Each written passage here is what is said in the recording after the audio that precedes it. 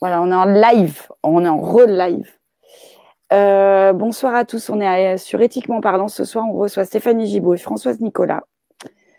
On voudrait parler du sort des lanceurs d'alerte en France en 2020. Et Stéphanie Gibaud, vous la connaissez normalement. Si vous ne la connaissez pas, elle va faire une brève présentation. En revanche, on va vous mettre un lien sur qui elle est et son combat. Françoise Nicolas de la même manière. Donc, on n'est pas là pour refaire les biographies et les histoires, parce que pour l'une, ça dure depuis juin 2008, pour l'autre, depuis 2009. Donc, on ne va pas refaire tout le fil. En revanche, on va parler de votre quotidienneté et du sort qui vous est alloué aujourd'hui. Stéphanie, je vous laisse entrer en matière. Bonsoir, ou rebonsoir. Donc, merci. Ouais. Merci de votre invitation. Alors, me présenter brièvement, oui, en 2008, donc il y a 12 ans, ma supérieure hiérarchique m'a demandé de détruire des données suite à une perquisition dans le bureau du directeur de la banque dans laquelle je travaillais. J'ai posé des questions sur cette perquisition et le fait d'avoir posé des questions, ça m'a fait comprendre un certain nombre de problématiques que je n'imaginais pas 2 secondes. Et je suis depuis dans une histoire sans fin, un peu comme une série télé qui tous les ans vous remet des épisodes supplémentaires et tous les ans, je me dis l'année prochaine, ça ira mieux. Et tous les ans, depuis 12 ans, c'est pire. C'est-à-dire qu'en 12 ans, j'ai dû prendre cette vie et j'ai dû prendre 150 ans. C'est-à-dire que c'est abracadabrantesque et c'est sans fin parce que, en fait, la première à être allée en justice en 2010, c'est moi. Et on est 10 ans plus tard et j'ai encore 3 procédures en justice en cours. Voilà. Est-ce qu'avoir lancé l'alerte pour vous, c'était, vous avez senti ça de manière complètement naturelle, sans soupçonner une minute que ça allait impacter autant votre vie? Mais pas du tout. Et puis, il faut se remettre dans le contexte qu'il y a 12 ans. Là, il y a quand même justement les médias mainstream qui ont fait leur chou gras des lanceurs d'alerte jusqu'à ce que la loi Sapin soit passée en décembre 2016. On a l'impression d'un coup que c'est une génération spontanée de lanceurs d'alerte qui sont arrivés comme ça, des Coluches qui paraissent des générations spontanées, et que tout ça, c'est quand même un énorme business derrière, parce que vous, qui ne connaissez pas forcément bien le sujet, et pour cause, comme toute la classe moyenne, enfin comme toute la population, comment vous faites-vous la différence entre un vrai lanceur d'alerte et un faux lanceur d'alerte? Dans tous ceux qui sont interviewés, dans tous ceux que vous pourriez voir à droite à gauche, c'est quand vous êtes confronté à des histoires comme la nôtre que vous apprenez qu'en fait, il y a la majorité des gens qui ne le sont pas. Et la vraie question à se poser, c'est pourquoi?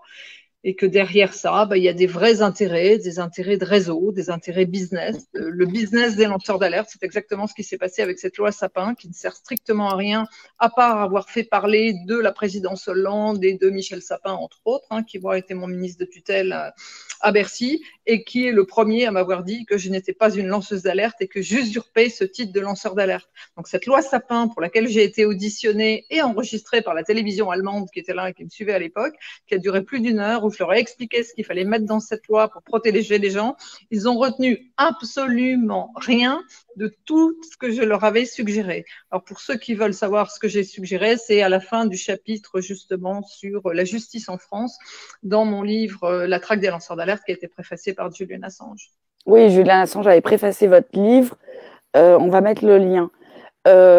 Alors, c'était important de vous mettre toutes les deux aussi de manière cognitive ensemble, parce que aussi bien dans le privé que dans le public. Oui. C'est ça qui est terrible. Françoise, soit tu étais fonctionnaire. J'étais diplomate. J'étais diplomate dans une ambassade, donc l'ambassade de France au Bénin. J'étais responsable d'un service.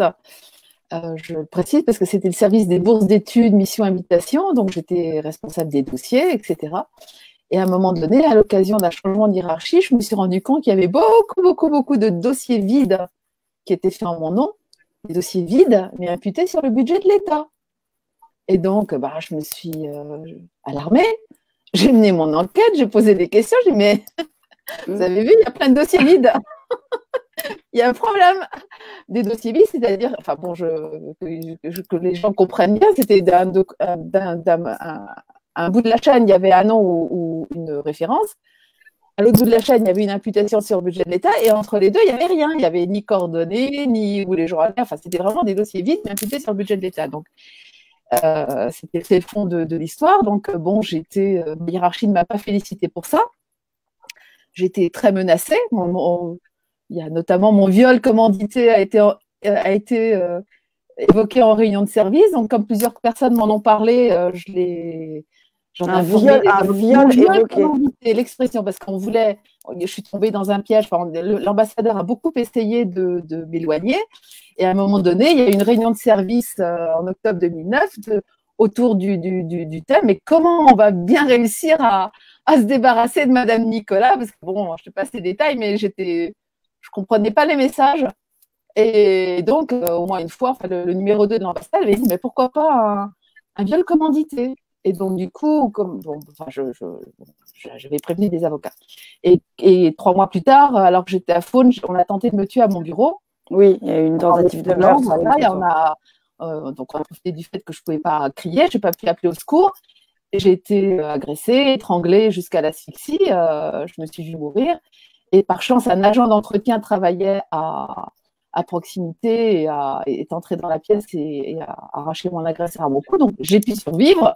Bon, mais la suite de ça, c'est qu'il n'y a pas eu enfin, j'ai été rapatriée disciplinaire. Quelques jours plus tard, je ne tenais pas debout sur mes jambes.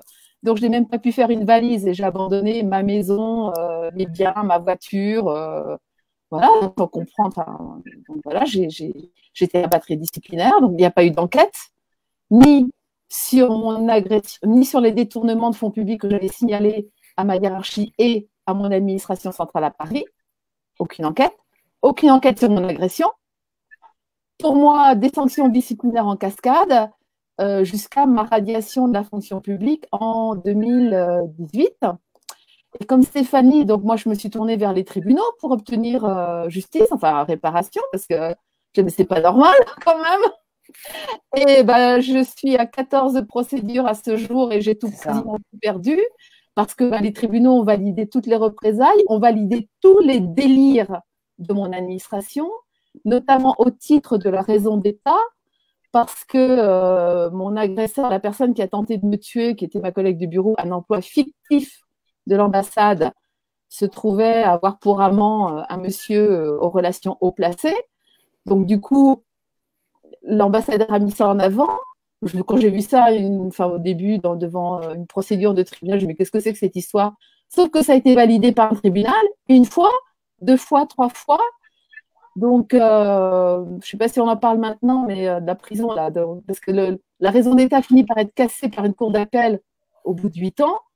Et maintenant, l'argumentaire du ministère des Affaires étrangères pour refuser de m'appliquer la loi, c'est de dire que grâce au ministère, je n'ai pas été jetée en prison. Oui, donc il faut que tu t'estimes heureuse de ne pas être en prison. Voilà, je dois leur dire merci de ne pas Tu dois être reconnaissante. Donc, on parlera des trucs, mais j'ai tout perdu. Donc, j'ai perdu mon travail, j'ai abandonné ma maison, j'avais réglé 1 an de loyer, j'ai abandonné mes véhicules, j'avais un employé de maison, enfin, j'avais une vie confortable, une vie de diplomate. Ça a été waouh, c'était brutal.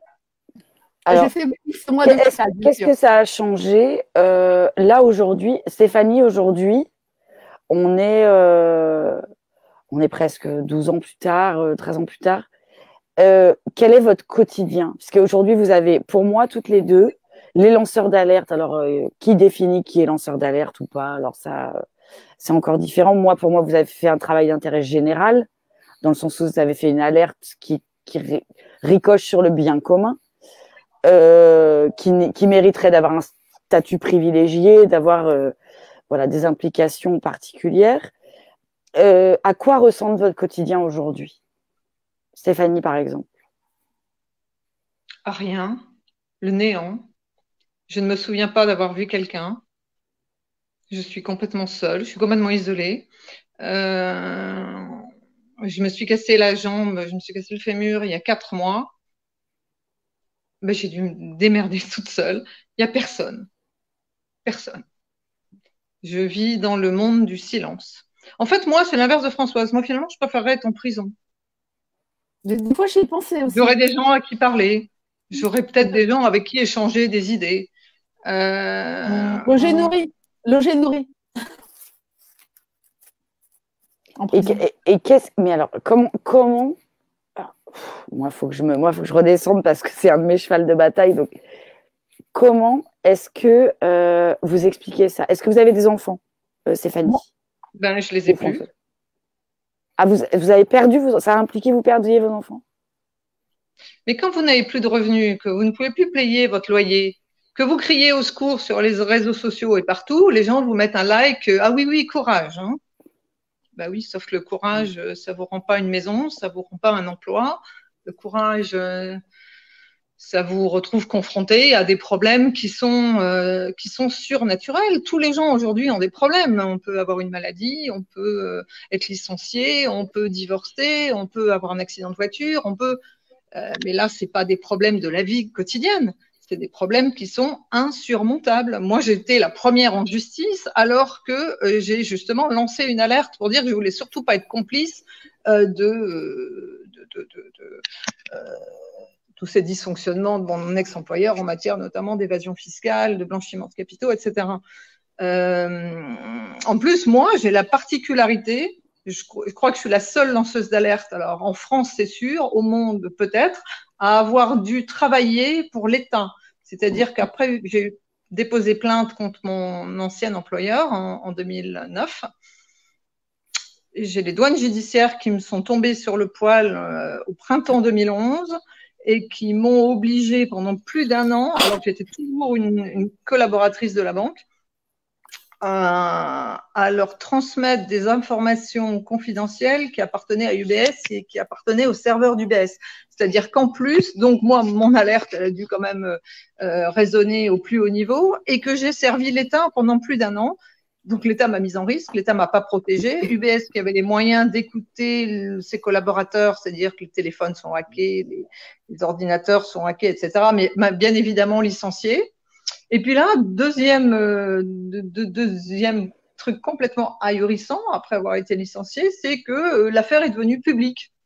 Alors, mon nom a été balancé aux médias comme il a été balancé aux douanes judiciaires. Donc, la vraie question que je pose publiquement depuis quelque temps, c'est mais qui a balancé mon nom aux douanes? Qui a balancé mon nom aux médias? Parce qu'il y a des gens comme Françoise qui demandent qu'à être médiatisés. Moi, j'ai fait une alerte interne.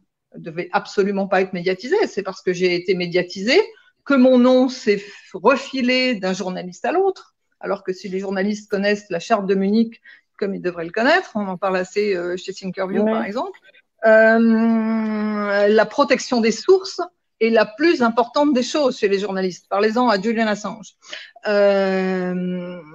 Donc, vous avez le sentiment d'avoir fait votre… et moi, je suis en accord avec votre démarche.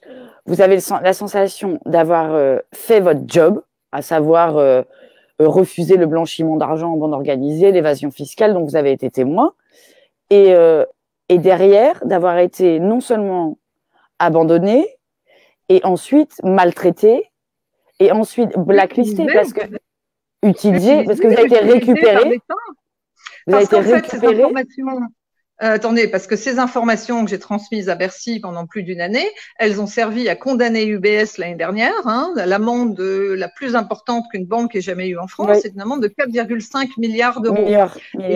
Et en contrepartie de ça, il y a aussi à peu près 4 ou 5 milliards qui sont rentrés à Bercy, à la cellule de régularisation, notamment parce qu'il y a eu tout un tapage médiatique, mais aussi parce que moi j'avais donné un certain nombre d'informations là-dessus. Et on a appris par Michel Sapin, quand il était encore ministre des Finances, que mes informations ont aussi permis à faire rentrer là, et ça s'est passé le printemps dernier, non, l'automne dernier, 48 000 comptes à hauteur de 12 milliards d'euros. Donc en fait, Monsieur Sapin m'ayant écrit via son administration et le patron des douanes, s'appelle Monsieur. Il vous a jamais reçu? Vous n'êtes pas lanceuse d'alerte, vous usurpez ce titre, on les a traînés en justice et on a gagné. C'est-à-dire qu'en 2018, j'ai été reconnue par le tribunal administratif. En France, le tribunal administratif, c'est le tribunal qui gère tous les problèmes avec l'État, enfin avec les différentes administrations. Et j'ai gagné, j'ai été reconnue donc collaboratrice du service public. Et ça veut dire quoi, collaboratrice du service public? Ça veut dire qu'en France, le travail forcé est interdit et que donc, l'État doit rétribuer le travail que j'ai fait pour lui pendant plus d'une année, 1 année et demie. Et Bercy refuse. Monsieur Darmanin a refusé, Monsieur Guins a refusé, Monsieur Sapin a refusé. Bruno Le Maire, il n'y a pas de son et d'image. Donc, on a des… Et mon histoire, c'est arrivé en 2011, donc c'était sous Christine Lagarde. C'est-à-dire qu'en fait, depuis, les ministres des Finances se succèdent, ils sont tous concernés de près ou de loin par l'affaire UBS. On l'a vu assez avec M. Cahuzac, qui avait ses comptes offshore à Genève, donc chez UBS. Et qu'en fait, on dit… allez vous faire voir. Et c'est vachement grave, pourquoi? Parce qu'en fait, d'un côté, on contraint les citoyens par le droit à sortir des informations, donc à obéir à l'État via des fonctionnaires assermentés. Et de l'autre côté, l'État refuse de vous appliquer la loi. C'est assez extraordinaire quand même. De quelle loi vous parlez quand vous dites d'appliquer la loi, vous parlez de quelle loi? Mais il y a des textes de loi, c'est-à-dire qu'il y a l'histoire du lancement d'alerte, etc. Et ça, c'est la loi Sapin qui, pour l'instant, n'a pas toujours… Alors voilà, c'est ma question. Qu'est-ce que vous pensez toutes les deux de la loi Sapin? Est-ce qu'elle a été aidante? Est-ce que c'est un écran de fumée? Est-ce que vous avez été reçu par Monsieur Sapin, déjà ne serait-ce que pour construire cette loi, c'est-à-dire être en face à face avec des gens qui sont concernés par cette loi? Qu'est-ce que vous pensez de cette loi? Moi, j'ai été reçue, oui, je crois que c'était en avril ou en mai 2016 par Sébastien Denagen, donc, qui était le rapporteur de cette loi Sapin. Et je lui ai expliqué la problématique, c'est que l'alerte ne doit pas être interne. Si elle est interne, le collaborateur se jette dans la gueule du loup, ce qui est exactement mon cas. À moins d'avoir des outils, à moins de faire une promotion pour l'éthique en entreprise, à moins d'un certain nombre voilà, notamment les élus en entreprise, puisque moi j'étais une élue du personnel, donc j'ai aussi parlé de toutes ces questions d'évasion fiscale pendant les réunions avec les dirigeants. Donc je l'ai pas fait uniquement en tant que collaborateur et en tant que cadre, je l'ai aussi fait en tant que salarié représentant du personnel, où justement on dit qu'on est salarié protégé et qu'on ne doit pas être licencié. Donc moi j'ai bien expliqué que tout ça c'était juste de la science-fiction et qu'il fallait faire très attention à justement comment ça allait être perçu. En œuvre. En fait, et qu'est-ce qu'on voit, que c'est effectivement un vrai business. C'est un vrai business pour certains avocats, c'est un vrai business pour certaines associations, c'est un vrai business pour des gens qui montent des colloques et des machins, mais ce sont des gens qui blablatent, ce sont des gens qui ne servent à rien, parce qu'en fait, nous, en criant au secours, on nous répond courage. Courage, c'est pas là. Alors, les réponses, c'est quoi? C'est qu'une justice qui mette 15 ans à gérer des dossiers, c'est quand même très bizarre dans un pays qui se dit le pays des droits de l'homme et un pays du G7 et un pays qui est fondateur de l'Europe. Un pays qui laisse tomber ses collaborateurs, ses citoyens qui aident l'État, c'est juste inacceptable, inadmissible. C'est-à-dire que d'un côté, il y a l'alerte, et de l'autre, moi, en plus, j'ai aidé l'État. Donc là, on n'est pas du tout dans les voies de ce faisant, ça mériterait plus une Légion d'honneur qu'autre chose. Françoise, qu'est-ce que tu en penses? Légion d'honneur, ça nourrit pas, ça remplit pas un frigo. Je suis bien d'accord, mais je veux dire, le traitement est nul et non avenu. C'est scandaleux. Françoise, qu'est-ce que tu penses de la loi Sapin? Parce que c'est ça, en fait, qu'il faut comprendre. La loi Sapin, j'en pense le plus grand mal. D'accord. Déjà, les lois, à nous, ne sont pas appliquées. Et la loi Sapin, particulièrement, j'en pense le plus grand mal. Alors, pour revenir à la genèse de la loi Sapin, Stéphanie avait été consultée, moi pas du tout, alors que on était à l'époque plusieurs lanceurs d'alerte, un collectif que Stéphanie a bien connu, avait initié d'ailleurs.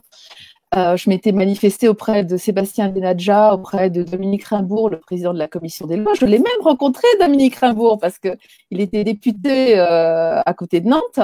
Donc, on s'est entretenu des mois avant le vote de la loi Sapin 2. Donc, d'ailleurs, il était parfaitement informé des détournements de fonds publics aux affaires étrangères.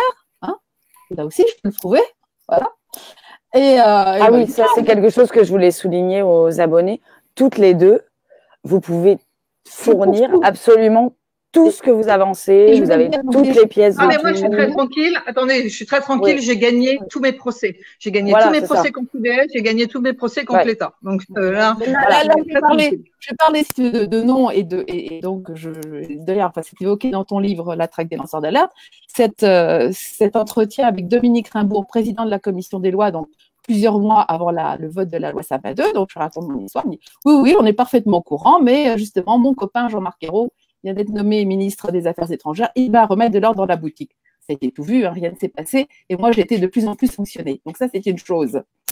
Voilà, donc la loi Sapin 2, ah oui, et concernant la préparation de la loi Sapin 2, je voudrais dire aussi que beaucoup d'associations, soi-disant défendant les lanceurs d'alerte, ont été consultées, ce qui est un scandale parce que les gens de ces associations, souvent des taupes, ont plombé, ont complètement introduit des dispositions pernicieuses dans la loi Sapin 2 du style, enfin, moi j'aurais rien à me reprocher, mais le lanceur d'alerte doit être de bonne foi, doit être désintéressé, doit surtout pas être rétribué, récompensé, recevoir de l'argent, tout ça. C'est scandaleux et ça continue d'ailleurs, hein, voilà. Mais bon, ça c'était avant le vote de la loi Sapin 2. La loi Sapin 2 a été votée, donnant de grands pouvoirs aux défenseurs des droits qui, notamment, a été érigé en protecteur des lanceurs d'alerte. Je ne connais, et notamment, donc à l'époque, c'était Jacques Toubon. Je ne connais aucun lanceur d'alerte qui a été protégé par Jacques Toubon et maintenant Claire Hédon. Et concernant Jacques Toubon, il se trouve que moi, je l'ai rencontré et j'ai pu lui expliquer que dans mon histoire, dans mon dossier qui était sur son bureau à l'époque depuis 16 mois, il y avait eu un premier lanceur d'alerte dans la chronologie. Et c'était mon premier chef de bureau qui, à un moment donné, donc ça, j'en ai aussi la preuve, avait fait un rapport à l'été 2009 sur les détournements de fonds publics à l'échelle de l'ambassade de France au Bénin, en expliquant les magouilles de l'ambassadeur et en me qualifiant, moi, de pivot du dispositif, parce que finalement, je gérais, sans le savoir, ce qui était par tradition la caisse noire des ambassades. Donc, quand ce chef de bureau avait fait ce rapport sur les détournements de fonds publics aux affaires étrangères, le mec avait été viré. Et auprès de qui il était allé se refaire une santé? Auprès de Jacques Toubon, qui à l'époque gérait une commission de commémoration des indépendances africaines. Enfin, bon, bref, il avait accueilli son copain qui s'était fait virer par les affaires étrangères. Donc Jacques Toubon était bien placé pour savoir que ce que je disais était vrai. Puisque finalement, voilà. Sauf que Jacques Toubon, il a clairement cédé aux pressions des fonctionnaires du ministère des Affaires étrangères. Et au bout de 2 ans, il m'a écrit sans nier la réalité des faits que vous évoquez, vous auriez signalé des détournements de fonds. Voilà, ça c'est ma question. Vous auriez été agressé. Mais comme vous auriez agressé votre collègue, bah, tout ce qui se passe est normal. Moi, je suis transparente. J'ai écrit à M. Toubon avec des documents très précis à l'appui pour dire vous êtes malhonnête. Vous êtes malhonnête. Vous devriez avoir honte. Et j'ai saisi ensuite une commission parlementaire qui a fait le bilan des années Toubon. Voilà. Et j'ai écrit, et j'ai saisi depuis 3 fois Claire Hédon pour que mon dossier soit réouvert sur une base factuelle. Et je n'ai pas de réponse. Et j'ai des documents, il y a des documents que je ne peux plus dire que je rends public. Il y en a d'autres que je ne peux pas rendre public qui vont pour accuser Jacques Toubon d'avoir cédé à des pressions, Jacques Toubon, défenseur des droits, d'avoir cédé à des pressions de hauts fonctionnaires au nom de l'entre-soi. Voilà. Et ça, le défenseur des droits, c'est le pilier, c'est vraiment le point important de la loi Sapin 2 pour défendre les lanceurs d'alerte, qui doit nous protéger, etc. Mais c'est du foutage de trombine, tout ça. Comment vous expliquez toutes les deux que la vérité dérange autant? Je veux dire, parce que là, vous payez un prix extrêmement fort. Vous êtes des femmes, vous étiez des épouses peut-être, des mamans, des mamans, voilà, des mamans. Tout ça, ça ricoche sur la vie familiale, ça ricoche dans vos vies pour toujours. Oui. Comment est-ce que vous expliquez l'une comme l'autre que la vérité dérange autant? C'est-à-dire, c'est forcément que ça profite à quelqu'un. Donc, est-ce que, et j'imagine que vous avez dû démanteler tout ça, comme disait Stéphanie tout à l'heure, c'est une mauvaise série, il y a 15 saisons, alors que ça devrait être réglé. Est-ce que votre idéalisme, votre utopie, est-ce qu'il y a une fracture avec la France, avec la vérité, etc. Comment ça se passe? Je pense qu'il y a… Je réponds… Oui, Stéphanie, allez-y. Je pense qu'il y a deux choses. La première, la vérité dérange. Pourquoi? Parce que des gens comme moi, alors probablement Françoise abondera dans mon sens, avons découvert que nous sommes un pays où on ne réussit que par le mensonge. C'est-à-dire qu'en entreprise, ceux qui réussissent, ceux qui montent les échelons, dans la grande majorité des cas, ce sont des gens qui font des compromissions. Moi, j'ai vu des collaborateurs d'UBS, puisque je suis allée en justice je ne sais combien de fois, donc j'ai eu accès à un certain nombre de pièces de la part de la banque, et j'ai vu effectivement des gens qui écrivaient des attestations mensongères contre moi. Ce sont des gens qui sont restés chez UBS et qui ont grimpé les échelons, ou qui ont eu des postes à la concurrence d'UBS et qui ont eu des carrières derrière fabuleuses. Alors, le mensonge, ça arrange tout le monde. J'ai fait des modules là, qui s'appellent des modules d'information, et j'explique en fait ce qui est très intéressant en France, c'est qu'en fait, sur 0 à 100, on est à plus de 100. Voilà. C'est-à-dire qu'on réussit qu'avec ça. C'est-à-dire que sur la loi Sapin, par exemple, c'était quoi? C'était un agenda politique. Dire, sous le quinquennat Hollande, la France va protéger ses lanceurs d'alerte. Et pourquoi? Parce qu'ils n'ont pas eu le choix, comme on est pays fondateur de l'Europe, et qu'en même temps, il y avait les LuxLeaks, il y a eu les SwissLeaks, il y a Irène Frachon avec le médiateur. Ils se sont dit, non de non, il faut qu'on réagisse. Donc, il y a toute la gauche, tout le front de gauche. Ça a été un écran de fumée. En disant, on va montrer qui on est. Et ce n'est qu'un agenda politique. Il faut quand même être très clair là-dessus. Donc, la politique, c'est aussi la culture du mensonge. Et comme les gens… On est formé comme ça en France. Moi, j'ai une personnalité très différente, et c'est certainement pour ça que j'ai toujours été différente. Je ne sais pas comment le dire autrement. En fait, on s'accorde très bien avec la vérité sur des broutilles. Vous allez avoir 5 minutes de retard, on va vous secouer dans tous les sens. T'étais où? T'étais quoi? T'étais avec qui? T'as pris ta matinée. Choses fondamentales, ça n'intéresse personne. Pourquoi? Parce qu'en fait, il faut réfléchir. Et que les gens n'aiment pas réfléchir. Le cerveau est fait comme ça, c'est physiologique. On va vers ce qui est drôle, ce qui est fun, ce qui est sympa. On va pas du tout vers ce qui pose un véritable problème. Donc c'est plus simple. Donc ça, c'est une première chose. Oui. Ça, c'est une première chose. Et la deuxième chose, c'est qu'on est dirigé justement par des élites. Alors, vous les appelez comme vous voulez. Le mot élite, il ne correspond pas du tout à ce qu'on peut imaginer que des élites.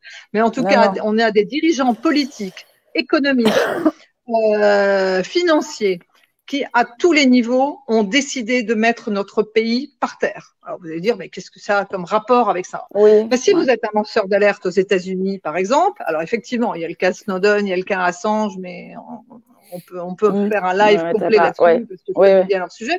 Mais les lanceurs d'alerte aux États-Unis sont quand même, pour la grande majorité, l'armée fait exception, on est d'accord. D'où le cas Assange et le cas Snowden. Mais dans la grande majorité des cas, les lanceurs d'alerte sont reconnus. Pareil, j'ai fait un module d'information là-dessus.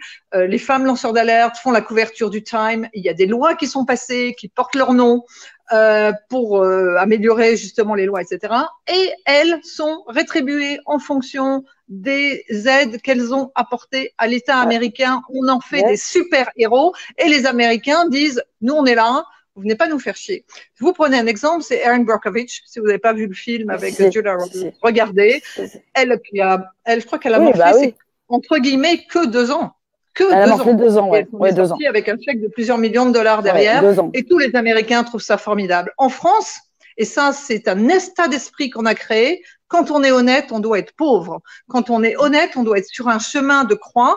Et puis, quand on sera mort, on mettra une plaque de rue, exactement comme on a fait avec les résistants il y a 70 ans, qui étaient justement dénoncés par leurs voisins, qui étaient dénoncés par tous ceux qui travaillaient avec la Gestapo. Et après la guerre, on a dit, mais ces gens sont formidables, on leur a mis des plaques de rue. C'est pas au moment où les gens sont en pleine détresse qu'on doit aller les dénoncer et qu'on doit aller… C'est un état d'esprit. Il faut apprendre à protéger notre pays, à protéger les citoyens et à protéger nos intérêts économiques. Parce que justement, quand je vous parlais des faux lanceurs d'alerte tout à l'heure, c'est parce qu'il y a des gens qui sont au sein des entreprises qui sont là pour, parce que dans toutes les entreprises, il y a des problèmes, faut pas être naïf, qui sont là pour couler les entreprises, c'est-à-dire pour aspirer des informations et à les mettre sur la place publique. Alors, pour traduire ça sur un langage que vous avez jamais peut-être pensé, pensez à l'histoire Renault-Carlos Ghosn. Carlos Ghosn au Japon, enfin toute la problématique. Oui, l'alcoolite de Ségolène Royal, parce que ça personne n'en parle, mais c'est quand même de grands copains de Ségolène Royal, faut le savoir. Le truc derrière, c'est qui a organisé tout ça? Qui en veut à Renault? Parce que le titre a décroché tout de suite derrière. Si vous vous positionnez du côté business, quelqu'un qui a voulu que l'action Renault se casse la figure, quelqu'un qui a voulu. Et en fait, c'est ça la vraie problématique, c'est qu'on ne sait absolument pas protéger nos intérêts. Vous prenez le dossier Alstom, vous prenez le dossier Areva, tout est comme ça. En fait, la vérité n'est pas rentable. La vérité n'est pas rentable. Pardon? La vérité n'est pas rentable. Alors voilà. En France, on s'accorde très bien avec le mensonge et de l'autre côté, on ne protège absolument pas notre patrimoine économique et notre administration, voire même, parce que moi j'étais lanceuse d'alerte du privé, mais finalement aujourd'hui, qui est mon ennemi? Est-ce que c'est UBS ou est-ce que c'est l'État français qui ne m'applique pas la loi? UBS qui vous a fait le plus de mal?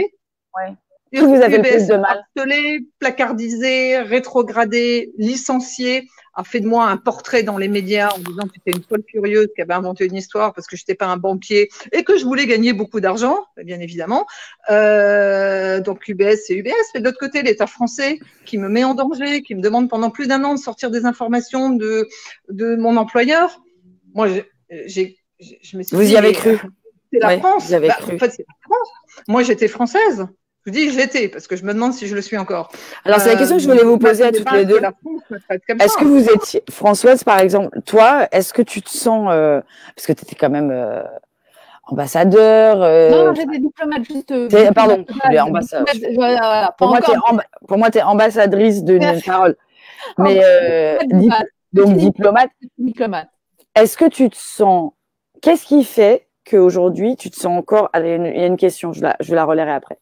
Qu'est-ce qui fait que tu te sens encore française, qui fait que tu as encore des forces? Et ça rejoint la question de José qui vous demande qui vous inspire, en fait, pour vous donner encore de l'énergie. Si vous deviez vous nourrir d'une figure, qu'est-ce qui vous fait tenir en France encore, en sachant ce que vous avez fait pour la France et la manière dont la France vous rétribue?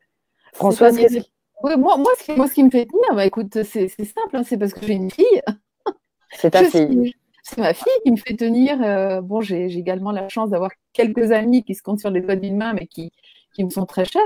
Mais c'est le fait que je sois ma fille. Moi, sans ma fille, il y a longtemps, je ne serais plus de ce monde. Hein. Alors, on l'a évoqué en privé, on se connaît un petit peu quand même, Fanfan, on va pas se mentir. Parce que toi, tu as pensé à mettre fin à tes jours. Alors moi déjà, déjà quand j'ai passé des mois dans un trou noir suite à mon agression, des mois dans un trou noir où j'étais prostrée, où je ne tenais pas debout, j'aurais appris à lire, à parler, bref, j'étais très abîmée. Moi je me rendais compte de rien. C'est ma fille qui m'a tenue à bout de bras, qui a interrompu ses études, voilà, etc. Et je me disais, oui, donc, ce que vous. Oui, tu avais pensé à attenter à ta vie. Alors, je sais que c'est pas du tout tes prédispositions. Du tout. Non, du tout. Par contre, ce que je voulais dire, oui, donc j'aurais pu sans ma fille, parce que j'ai traversé quand même des années extrêmement difficiles où j'étais, comme un zombie. J'étais très abîmée par mon agression, par les suites de mon agression. 2, je subissais du harcèlement violent de la part du ministère des Affaires étrangères à Nantes où j'étais placardisée. 3, devant les tribunaux, je me prenais des râteaux, j'étais complètement balayée, mais je perdais mes jugements au titre de la raison d'État. C'était très, très dur à encaisser. Et oui, j'ai fait 2 tentatives de suicide. C'est fou. Des gestes suicidaires sont des raptus. C'est-à-dire, c'est ton cerveau qui disjoncte. C'est un phénomène où j'en ai fait 2. Ton esprit est rapté par. À un moment donné, parce qu'à force de prendre des coups, j'étais placardisée au bout d'un couloir au ministère des Affaires étrangères. Mon travail depuis des années me prenait 15 minutes par mois. Et puis quand le seul syndicat qui me soutenait depuis quelques années m'a écrit qu'il me lâchait parce que l'homme qui a été le seul à me soutenir face à la DRH du ministère des Affaires étrangères avait quitté ses fonctions syndicales pour des raisons personnelles. Aussitôt, le syndicat en question m'a écrit qu'il me lâchait. Et moi, j'ai fait une tentative de suicide réactionnelle qui a été reconnue imputable au service parce que ce qui s'est passé, je n'étais pas suicidaire pour dessous, mais il y a un phénomène qui s'appelle le raptus suicidaire, c'est que tu prends tellement de coups sur la tête, tellement que ton cerveau est disjoncte. Je te passe les détails techniques, mais tu ferais n'importe quoi. Oui, tu veux disparaître, tu veux que ça s'arrête. Tu veux juste que ça s'arrête. Donc, tu as des comprimés, tu prends des comprimés, tu as un train qui passe, tu sautes sous le train, tu as une fenêtre ouverte, tu sautes par là. Moi, je n'aurais jamais cru que ça me serait arrivé. Ça m'est arrivé une fois, la deuxième fois, je l'ai vu venir et j'ai fait en tout plus de 2 mois d'hôpital pour ça. Et ça a été reconnu imputable au service. Et ça m'a, d'ailleurs, c'est ce qui m'a valu d'être mise en dehors du ministère et d'être en arrêt maladie. Et c'est pas parce que je ne voulais pas travailler, mais je ne voulais pas retourner dans mon placard. Or, le ministère voulait que je retourne dans mon placard. Donc, c'est engagé un bras de fer qui a amené à ma radiation. Mais oui, j'ai eu 2 gestes suicidaires. Et Stéphanie, vous aussi, c'est vos enfants. Pardon, Fanfan, excuse-moi. Stéphanie, c'est. Oui, je sais bien. Stéphanie, vous aussi, c'est vos enfants qui vous ont tenu au bout du bout. Qu'est-ce qui fait que vous tenez encore debout? Parce que c'est un acharnement. Et quand on sait qu'on est autant dans le vrai, comment est-ce qu'on disjoncte pas, quoi? Moi, je pense quelque part que je suis morte il y a très longtemps. Qu'en fait, là, il y a un corps qui parle. Vous me posez des questions, je réponds, mais je suis plus quelqu'un. Vous voyez, je ne sais pas comment expliquer ça. Je suis plus un être humain, puisque j'étais une femme, je ne suis plus une femme, j'étais une cadre, je ne suis plus une cadre, j'étais une mère, je ne suis plus une mère, j'étais une contribuable, je ne suis plus une contribuable. Et comme vous le savez, M. Hollande comme M. Comment est-ce qu'il s'appelle notre président, M. Macron, dit d'un côté que nous sommes des sans-dents et de l'autre, nous sommes des gens qui ne sont rien. Donc, je suis quelqu'un qui ne suis rien. Aujourd'hui, si vous vouliez retravailler, comment? Alors, parce qu'il faut que les gens quand même sachent, même pour faire des ménages, vous êtes blacklistées, l'une comme l'autre. Bon, j'ai été ouvrière agricole, être fleuriste, ouvrière agricole. Alors ça, heureusement qu'il y a encore ça. Mais aujourd'hui, si vous vouliez retrouver un emploi, parce que vous étiez cadre, vous étiez diplomate, c'est quand même des métiers à haute responsabilité, donc qui nécessitent des études, qui nécessitent, voilà. Donc vous aviez un socle relationnel, des réseaux. Vous n'avez fait que dire la vérité, à savoir que ce que vous viviez en entreprise ne correspondait pas à votre système de valeurs, voire à vos axiomes, au point de vraiment d'avoir la sensation d'être dans le vrai, de travailler pour le bien commun. Aujourd'hui, qu'est-ce qui se passe quand vous postulez quelque part, typiquement? C'est ce que je vous disais tout à l'heure à la réponse de qu'est-ce qui se passe en France. En fait, la France ne veut pas de gens droits. La France, le milieu du travail, parce qu'en fait la problématique elle est là. La justice c'est une chose, Bercy c'en est une autre, les hommes politiques c'est un troisième truc. Mais qu'est-ce qui tient une nation aussi? Ce sont ces entreprises. Justement, je vous parlais de Renault il y a 5 minutes pour l'histoire Carlos Ghosn. Toutes les entreprises devraient courir après des profils éthiques. Après des profils qui sont des citoyens qui non seulement sont compétents et sont passionnés de leur métier, mais qui en plus sont honnêtes. Eh ben non. Eh ben non. Tout le monde, justement, est dans ces réseaux. Alors moi, en plus, je travaillais sur les grandes fortunes françaises qui sont à la tête de toutes les boîtes du CAC 40 et de toutes les boîtes qui sont cotées et de beaucoup de familles qui sont les plus riches en France, qui détiennent justement le milieu industriel, le milieu économique. Donc, avec un CV comme le mien, c'est juste pas possible. Moi, j'essaye de faire des choses depuis des années. Mais c'est toujours bénévole. Moi, je dois je suis une espèce de truc qu'on sort là, et puis c'est un peu, vous voyez, comme un spécimen dans un machin. On regarde ça, mais c'est ce que je vous disais tout à l'heure. Ça doit être bénévole, ça doit être un chemin de croix pour faire à tout le monde verser sa petite larme. Oh bah la pauvre, oh bah la pauvre, oh bah la pauvre, ou qui est les réseaux qui se mettent. Mais ça aussi, vous avez raison d'en parler. Ça aussi, Françoise. Et derrière, il y a comment le regarder? Le regard Moi, des gens. j'ai envoyé plus de 1000 CV après avoir quitté UBS. Plus de 1000 CV. Et contrairement à ma carrière, j'avais travaillé pendant 26 ans, à la fois dans un club de foot, à la fois pour le gouvernement américain à Paris, à la fois pour des investisseurs du Moyen-Orient, à la fois pour cette banque qui est la banque la plus puissante au monde. Donc, c'est quand même des références au niveau professionnel. Donc, vous vous dites, mais personne ne veut de ça. Mais en fait, c'est pas ça le problème. C'est que les gens veulent des moutons, des gens à qui on dit tu détruis des documents et que les gens détruisent les documents. Des gens, vous savez, dans mon livre La traque des lanceurs d'alerte, j'ai parlé du syndrome de Milgram, c'est-à-dire l'obéissance aveugle à la hiérarchie. Quel que soit ce qu'on vous demande, vous le faites parce que c'est un chef qui vous l'a dit. Donc, en fait, si un chef vous l'a dit, c'est une blouse blanche vous l'a dit, l'autorité prime. Les gens ne réfléchissent pas. On ne veut surtout pas de citoyens qui réfléchissent. On ne veut surtout pas de gens qui posent des questions. On veut de gens qui obéissent. Basta. Toi, donc, François, derrière ça, il faut recréer un monde. Donc, moi, j'ai sur mon site web, pour ceux qui s'intéressent, j'ai beaucoup d'informations, justement, de ce qu'on peut faire avec l'éthique en entreprise. Pourquoi est-ce que c'est nécessaire d'être éthique?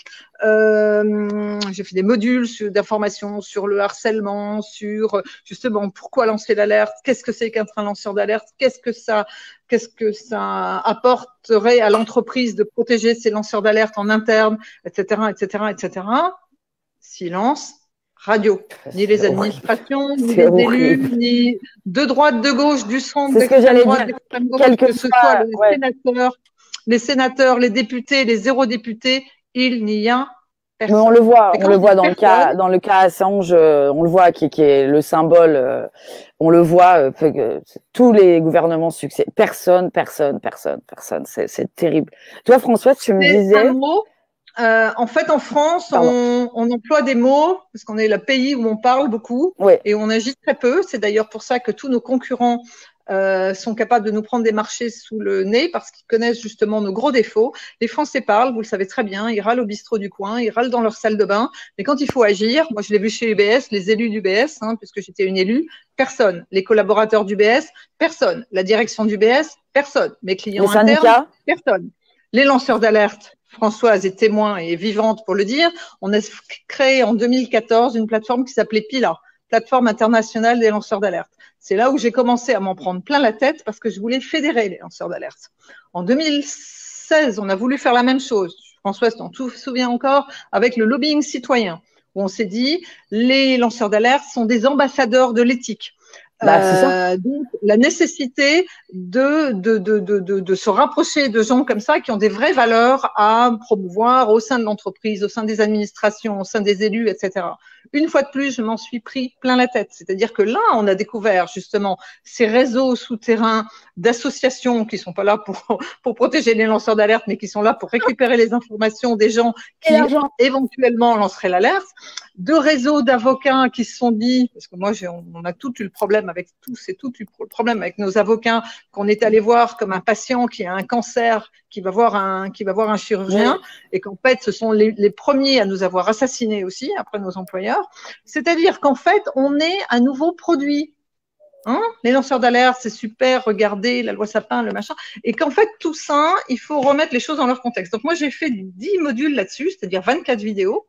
J'en parle sur mon site, parce que ça s'adresse à tout le monde, parce que tout le monde est un citoyen, qu'on soit un chef d'entreprise, qu'on soit un DRH, qu'on soit une caissière, qu'on soit un prof dans une école, qu'on soit un policier, on est tous un citoyen, on est tous un lanceur d'alerte.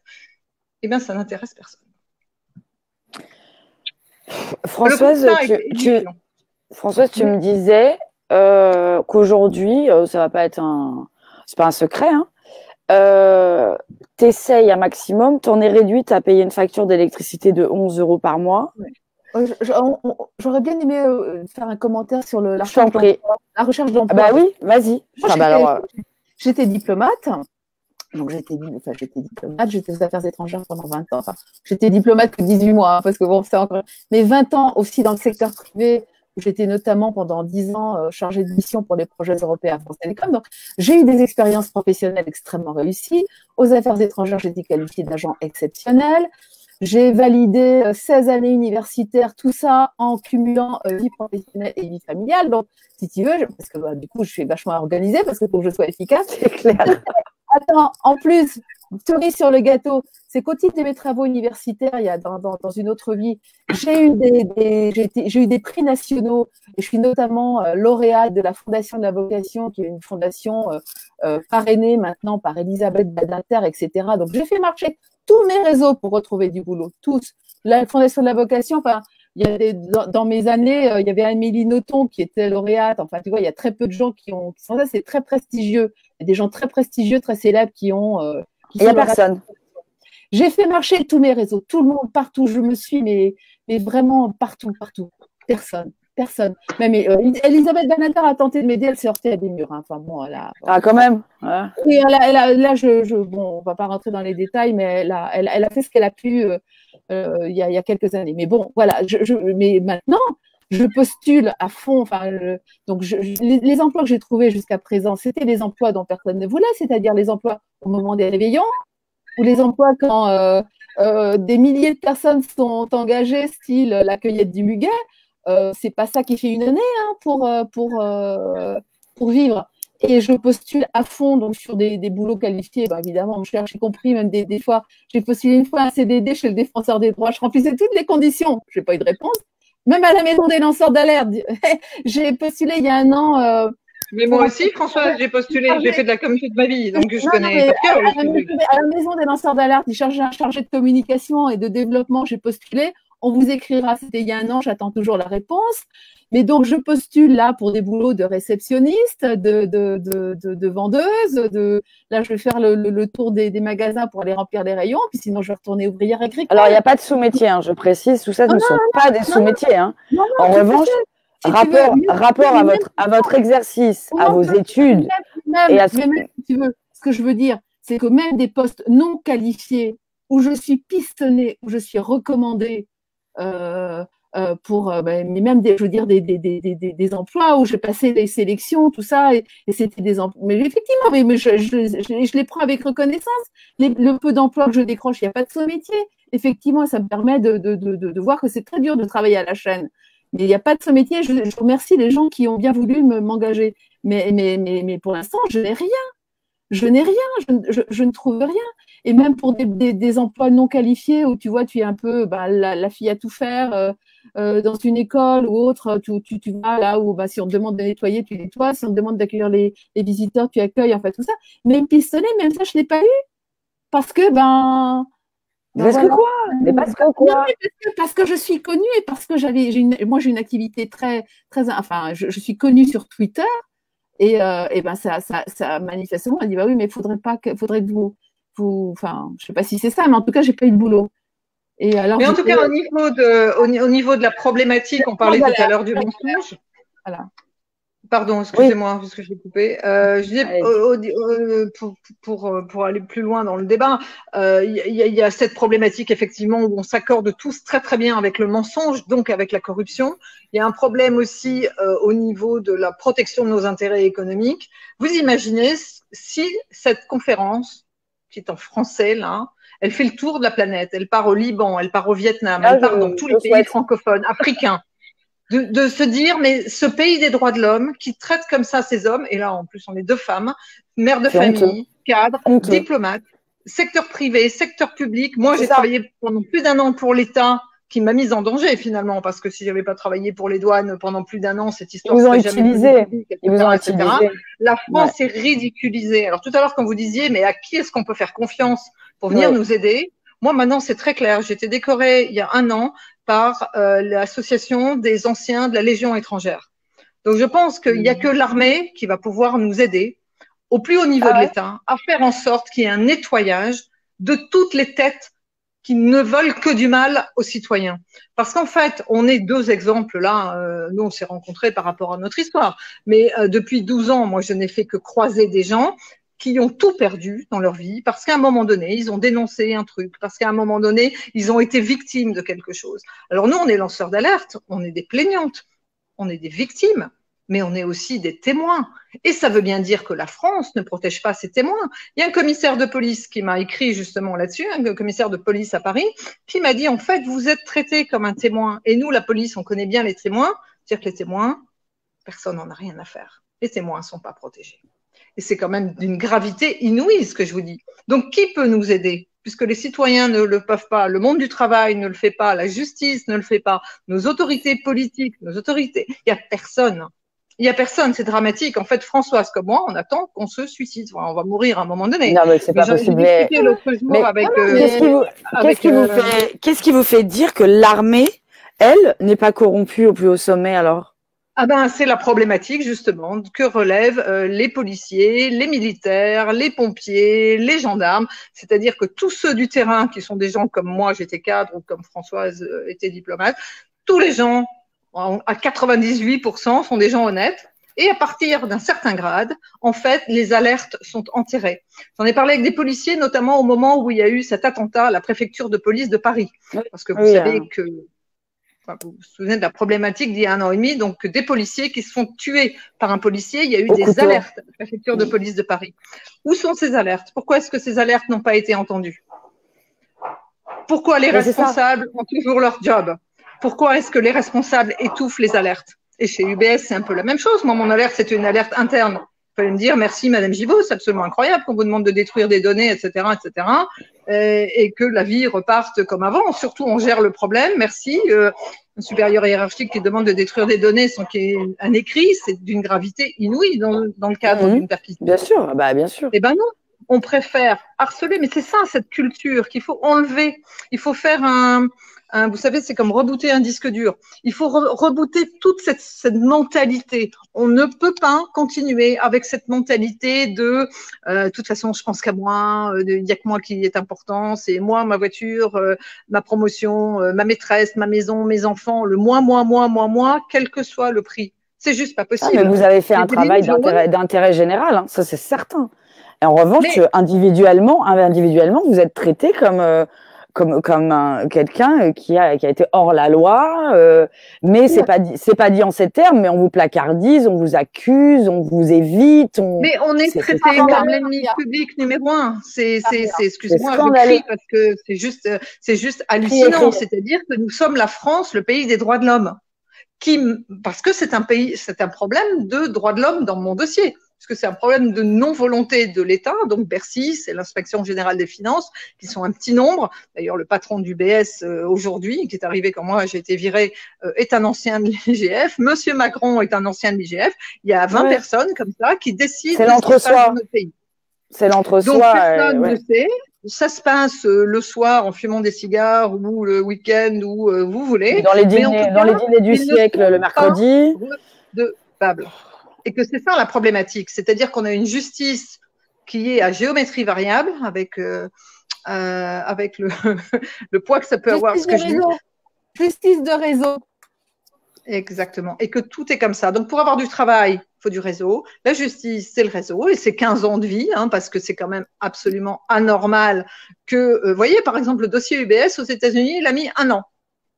1 an. UBS n'est pas allé au procès. Ils ont négocié une amende de presque $1 milliard en disant et en jurant sur la Bible, ils ont fait un agreement. Alors, ici, le dossier UBS, je sais, 2008. Nous sommes en 2020. Alors, UBS a soit été condamné, mais UBS fait appel. L'appel aura lieu l'année prochaine. Et vous savez ce que les avocats d'UBS veulent faire? Eh bien, ils veulent utiliser une erreur de procédure. Et c'est quoi l'erreur de procédure? C'est Madame Gibault, qui était notre collaboratrice, qui a travaillé pour vous sortir ces informations confidentielles pendant plus d'1 an, mais c'est complètement illégal. Donc, erreur de procédure, et on va casser le dossier. Mais vous vous rendez un petit peu compte du niveau de corruption. C'est-à-dire qu'il y a des gens derrière qui pensent à ça. Alors, ils ont forcément, de toute façon, il faut toujours remonter l'argent et à qui ça profite pour comprendre. Donc, de toute façon, il y a des strates et des niveaux et qui est aux commandes. Comme vous disiez, il y a un palier à passer et un palier qui est extrêmement corrompu et qui fait de vous de la chair à canon fiscale et sociétale c'est honteux. C'est honteux. Moi aussi, je crie. Est-ce que vous encouragez toutes les deux aujourd'hui, en sachant ce que vous sachez, avec votre expérience, avec votre vécu, avec votre quotidienneté qui est précaire, qui est violente, est-ce que vous encouragez encore les gens à lancer l'alerte au sein des entreprises? François, tu dis non de la tête. Non, c'est même pas dans les entreprises. C'est aussi ailleurs. Regardez par exemple le traitement qui est réservé. On peut tirer notre chapeau à 3 ou 4 professeurs là pour l'histoire du Covid, puisqu'on est quand même tous concernés. Toute la planète est concernée. Dès qu'on a une voix entre guillemets dissidente, quel que soit le CV de ces professeurs, on peut penser au professeur Perron, on peut penser au professeur il a été destitué. Il a été destitué, le professeur Perron. Immédiatement, la sanction, c'est quoi? Sanction. Les médias mainstream qui viennent vous assassiner. Alors, regardez ce qui a été fait sur nous. On nous a médiatisé jusque fin 2016, début 2017 pour passer cette loi Sapin. C'est lanceur superstars. Puis derrière, il se passe quoi? C'est Monsieur Sapin lui-même qui m'a écrit que j'usurpais ce titre de lanceur d'alerte, repris par UBS dans un courrier à des médias, disant d'ailleurs, Michel Sapin dit que Madame Gibault a usurpé ce titre de lanceur d'alerte. Donc en fait, vous voyez bien que tout se tient. Donc pour faire exploser le truc, il faut des stratégies. Les citoyens sont le nombre. Alors effectivement, à moins que demain matin, tout le monde soit dans la rue, c'est-à-dire les artisans, les commerçants, tous ceux qui ont perdu leur job, tous ceux qui sont au bout du rouleau dans les hôpitaux, les infirmières, les profs, les policiers, et que tout le monde soit solidaire. Parce que qu'est-ce qui a manqué à Françoise et à moi? Il a manqué deux choses. La fraternité, alors que c'est dans notre devise, liberté, égalité, fraternité. Fraternité, zéro. Et qu'est-ce qui a manqué derrière? De la solidarité. La solidarité. Qui va aussi avec de la fraternité. Donc, qu'on parle d'éthique, mais qu'on n'aille pas usurper ce titre, parce que maintenant, il y a beaucoup de gens en plus qui prennent nos mots et qui les usurpent. Qu'on aille reconnaître le courage et qu'on l'enseigne à l'école dès que les enfants ont 3, 4, 5 ans et qu'ils vont à l'école, qu'on apprenne ce que c'est que le courage, qu'on mette en valeur, qu'on mette en avant les gens qui ont du courage et qu'on les décore pas une fois qu'ils sont morts et qu'on met une plaque de. J'allais dire, en même temps, le courage, c'est pas ça qui va vous nourrir et nourrir vos familles, vos enfants et votre vie quotidienne et votre vie de femme, hein, parce que je suis pas, évidemment, Mais non, mais si vous voulez qu'il y ait plus de gens en lanceur d'alerte, parce que c'était ça votre question. Ma question, c'était est-ce que il faut que la société reconnaisse ça. Est-ce que vous entendez nos eurodéputés, par exemple, sur nos dossiers? Qui est allé nous défendre? Il y a encore une loi qui est passée, enfin la directive européenne. Est-ce que Françoise a été auditionnée? Est-ce que j'ai été auditionnée? Et on sait le contenu et on sait comment ça va être appliqué en France. Si vous voulez, les gens clés sur des dossiers sont écartés. On ne met que des gens qui sont incompétents et ou corrompus. Et pourtant, pour le coup, ça va bien ensemble. Donc, c'est vraiment un reboot du disque dur total de comment notre pays, qui était reconnu à l'international pour ses valeurs, est aujourd'hui la risée de la planète et la risée de la planète en matière de droits de l'homme. On l'a vu avec les gilets jaunes qui se sont fait arracher des yeux, des mains, et qui se sont fait très maltraités, que les médias mainstream se sont arrangés à traiter de sans dents, de gueux, de casseurs, de racistes, homophobes, antisémites. Tous les défauts de la planète. Il y a tout eu. Françoise, toi, Françoise, alors ce qui est triste, moi ça me touche, hein, tu n'encourages. Si c'était à refaire, tu le referais pas. Alors si. Alors, ma réponse va être en 2 points. Si c'était à refaire, je referais exactement la même chose. D'accord. Pourquoi? Parce que je n'ai fait que mon travail. Donc, finalement, ce qui s'est passé, ce que j'ai fait, vraiment, je suis en accord avec moi-même. Je le paye au prix fort puisque j'ai tout perdu. C'est un véritable suicide professionnel, social, effectivement. Donc, ça a également des conséquences évidentes sur la vie privée. Quand tu n'as pas d'argent, tu n'as pas de vie sociale. Voilà. Mais si tu veux, mon regret, ma douleur, la douleur que j'ai de ce qui s'est passé, c'est les dommages collatéraux. C'est-à-dire que moi, j'étais mère de famille, ma fille avait 25 ans, elle était en pleine étude donc il y a 10 ans, et ça a lourdement impacté sa vie, non seulement au niveau de ses études, au niveau de sa vie, etc., mais même de me voir moi, j'étais son seul parent, de me voir moi dans un état de zombie pendant des années, et puis maintenant elle voit comment je suis, finalement c'est moi qui devrais l'aider. Toutes ces années, c'est moi qui aurais dû aujourd'hui qui devrais l'aider. C'est moi qui suis plutôt à sa charge maintenant. Tu vois, je suis un boulet. Je sais bien, elle serait pas d'accord avec ça. Voilà, c'est ça, si tu veux, parce que bon, on s'aime beaucoup. Mais si tu veux, je suis une source de soucis pour elle. Je suis une source d'inquiétude pour elle. Et donc, je résume, lancer l'alerte. Si c'était à refaire, moi, à titre personnel, je le referais parce que je n'ai fait que mon travail, mais tu ne l'encourages pas. Mais je n'encourage pas parce que bon, c'est un suicide à tout point de vue, mais surtout les dommages collatéraux. Moi, ce qui me brise, enfin, ce qui me brise, non, c'est pas le terme, mais la douleur que j'ai de toute cette histoire, c'est la douleur que j'ai infligée et que je sais que j'inflige toujours à ma fille parce qu'elle voit bien comment je me débat, même si j'en parle pas, mais elle le voit, quoi. Elle est pas- Ben, forcément. J'ai une dernière question. Je voudrais savoir si vous avez été, si on a essayé de vous corrompre, si on a essayé de vous faire taire à un moment donné dans votre moi, combat. je vais commencer parce que Voilà. j'ai publié La femme qui en savait vraiment trop. Mhm. En 2014. Les dates sont importantes, je suis un peu désolée, mais comme c'est chronologique.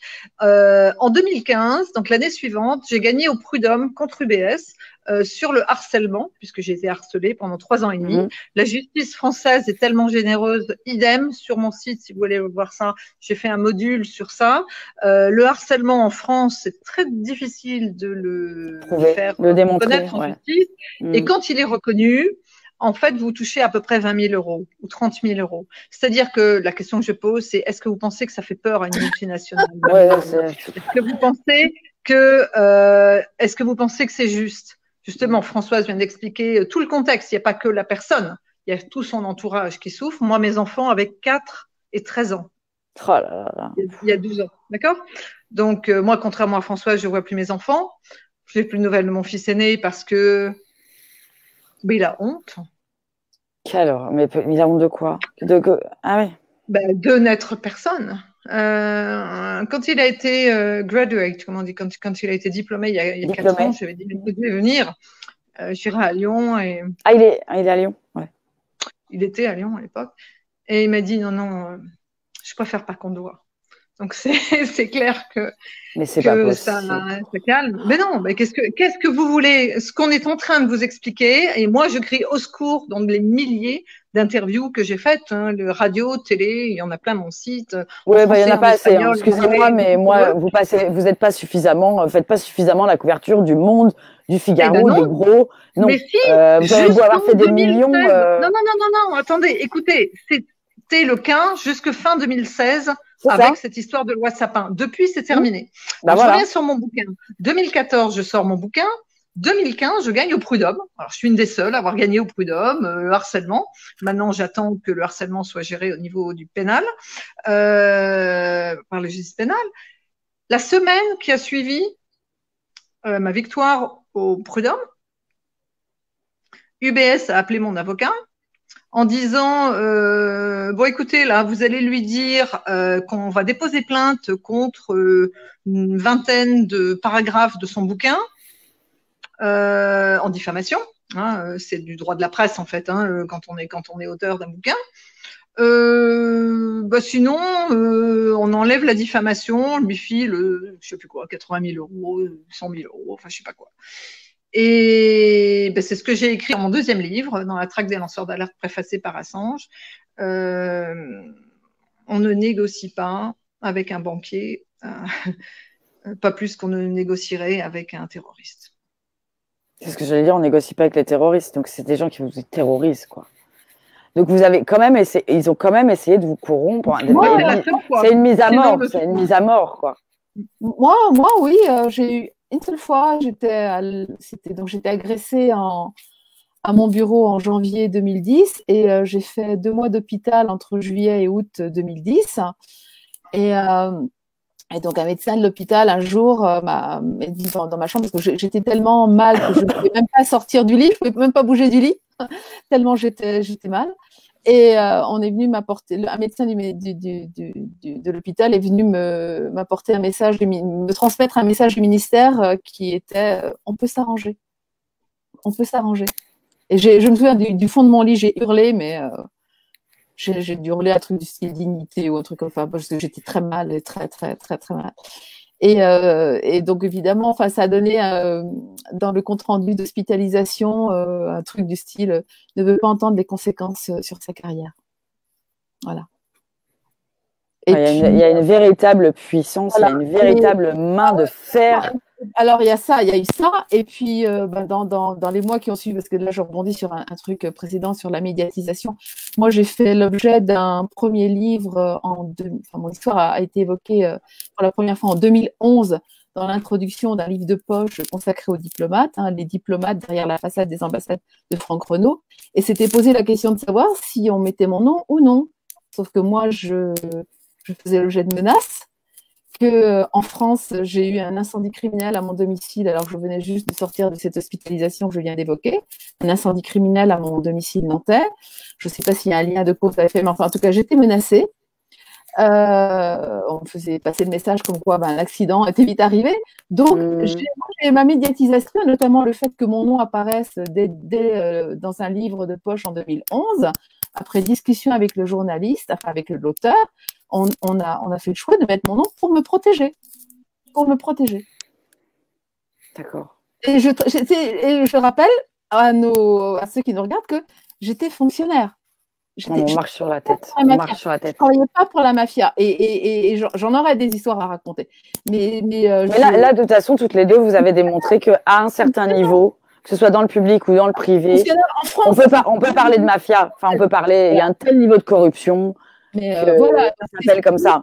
C'est quand même, tu vois, je ne sais pas si ce sera relevé, mais moi, quand je parle de choses, vraiment, tu vois, même que je viens d'évoquer là, j'ai des preuves, j'ai des plans, j'ai des photos, enfin, voilà, mais simplement, comme pour Stéphanie, il y a tellement de choses qui s'accumulent, on dit, waouh, c'est un truc de dingue, ce truc. Sauf que c'est notre réalité en France. Stéphanie, c'est dans le secteur privé, moi, c'est dans le secteur public. Oui, c'est pour ça que je voulais vous avoir toutes les deux, parce que ça se rejoint. Il y a un endroit, il y a un point de contact de corruption.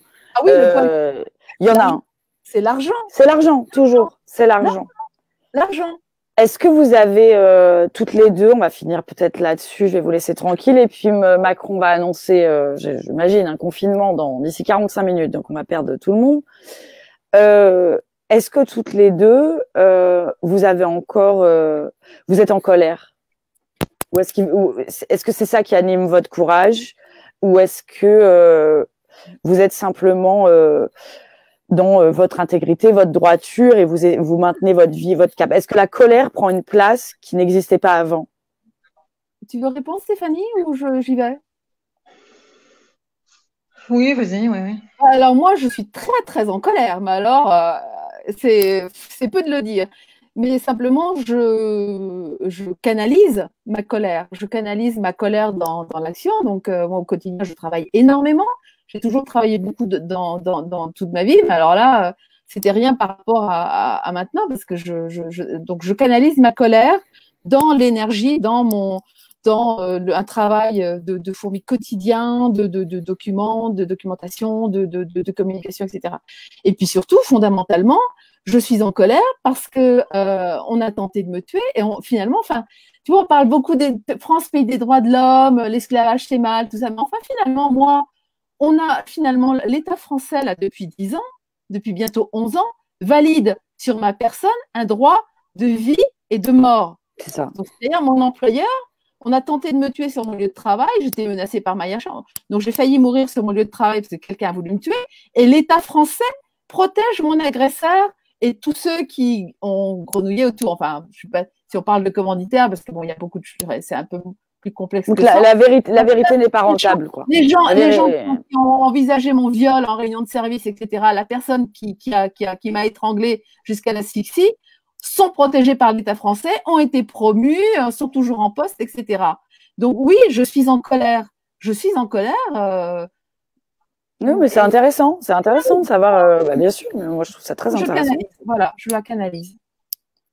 Et vous, Stéphanie, vous êtes qu'est-ce qui vous anime aujourd'hui? C'est de la colère, c'est du ressentiment, c'est de la trahison, est-ce que vous avez encore encore de l'espoir finalement?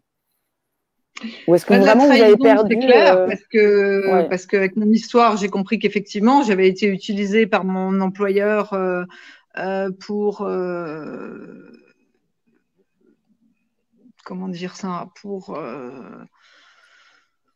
pour aider toutes ces fortunes à passer en Suisse. Donc effectivement, ils m'ont utilisé, ils m'ont menti, ils m'ont trompé. Mais finalement, le pire, je vous dis, c'est même pas UBS. Le pire, c'est l'État français. Donc c'est là où je rejoins moi Françoise, où je vous disais tout à l'heure, je ne sais plus qui est mon ennemi, parce qu'UBS, c'est clair, m'a harcelé, placardisé, discrédité, licencié, empêché de retrouver du boulot. Mais ceux qui ont la baguette de la droiture, liberté, égalité, fraternité, c'est bien l'État français qui, moi, m'a fait travailler pendant plus d'1 an, donc me mettant en risque, qui derrière est capable de récupérer 4 milliards à Bercy, plus 12 milliards, plus condamner UBS à 4,5 milliards d'euros et qui devrait être le premier à dire, merci, et deux, à dire, on applique la loi. On vous dédommage. Et en fait, le patron des douanes qui m'a encore envoyé un tweet il y a quelque temps, qui dit, mais écoutez, on avait juste un différend, on était allé en justice, vous avez gagné. Le reste n'est que blabla. C'est-à-dire qu'on est traité comme un dossier, ou comme le disait le commissaire de police, vous êtes traité comme un témoin, la France n'en a rien à faire. Et on part sur ce que je vous disais tout à l'heure, sur un problème de droits de l'homme. Le premier pays à ne pas respecter les droits de l'homme, c'est la France. Et on va parler d'Assange, qui avait demandé l'asile en France en 2014. On va aussi parler de Snowden, qui avait demandé l'asile en France en 2014. Vous savez tous que maintenant, Edward Snowden a reçu, je crois que c'est un certificat définitif pour vivre en Russie. Je crois que c'est le troisième, là, donc maintenant c'est définitif. Il y a 4 jours. Pour Julian Assange, nous attendons que M. Dupond-Moretti se souvienne qu'il devait en parler. En février, depuis le mois de février, on l'entend plus. Maintenant qu'il est garde des Sceaux, on l'entend plus, Dupond-Moretti. Alors, comment est-ce que les gens n'osent pas dire que c'est politique, et même voir le nid. Et tout le monde dit, on attend le 3 novembre. Donc, le 3 novembre, c'est les élections présidentielles. Donc, si on attend le 3 novembre par rapport à cette affaire, c'est un procès politique. Donc, il faut appeler un chat un chat. Mais la trahison de sa propre devise, de son propre pays, je pense qu'elle est plus profonde, effectivement, qu'une entreprise. Comment voulez-vous protéger les lanceurs d'alerte français si les lanceurs d'alerte étrangers qui montrent sur la place publique à l'international une défense des intérêts de la France ne sont pas reconnus par la France? Mais attendez, on marche sur la tête, c'est-à-dire que c'est comment on appelle ça, de la bouillie intellectuelle, c'est du verbiage, c'est de la communication. C'est-à-dire que vous allez entendre à 20 heures. C'est ce que vous allez entendre à 20 heures sur le Covid. Donc, arrêtez de croire ce qu'on vous dit. Justement, éteignez votre télé, allez vers les médias indépendants, soutenez Assange, soutenez Wikileaks, soutenez tous ceux qui, justement, vous apportent une véritable information. Parce que là, on est dans un système qui est fait pour, justement, lobotomiser les gens avec un seul discours. Sachant que la vérité n'est pas rentable, tout comme la santé, donc l'actualité aussi le prouve chaque jour. Moi, je vous salue toutes les deux profondément. Merci Maud. Merci à l'équipe. Ouais. Et Stéphanie, autant que Françoise, privée, publique, pour moi, vous êtes à la fois des citoyennes qui font simplement ce qu'elles ont à faire. C'est juste simplement en face. Qui, eux, ne font pas simplement ce qu'ils ont à faire. Vous devriez faire partie comme les témoins, un programme de protection ad vitam, un statut particulier. Et je déplore que vous ayez un quotidien aussi terrible, et la clique et éthique aussi. C'est pour ça que je voulais vous donner la parole à toutes les deux. Merci. Et merci beaucoup. Sachant que vous avez évidemment carte blanche pour vous exprimer à votre guise, et qu'on reste en alerte pour le coup, nous, sur votre actualité à vous. Et si quelques bonnes âmes ou quelques abonnés ont des pistes, des solutions, des jobs, qui rentrent en contact avec nous, qu'on essaye de vous rendre finalement la classe. Je cherche sur Nantes. Je cherche sur Nantes. Et toi, tu cherches à Nantes, je cherche sur Nantes ou sur Paris, si je peux avoir si j'ai un salaire qui peut me payer qui peut me permettre de payer un loyer. Voilà. Et ce serait bien de pouvoir redorer le blason. Pleine de, voilà. Donc, Nantes, n'importe quoi, et Paris, si je peux payer un loyer. Voilà. Et que la France soit à la hauteur de ses citoyens. C'est pas l'inverse. Merci à toutes les deux. Bonne soirée. Et puis, bravo. Voilà, merci. Personnellement. Toi aussi. À bientôt. Au revoir. Au revoir. Au revoir.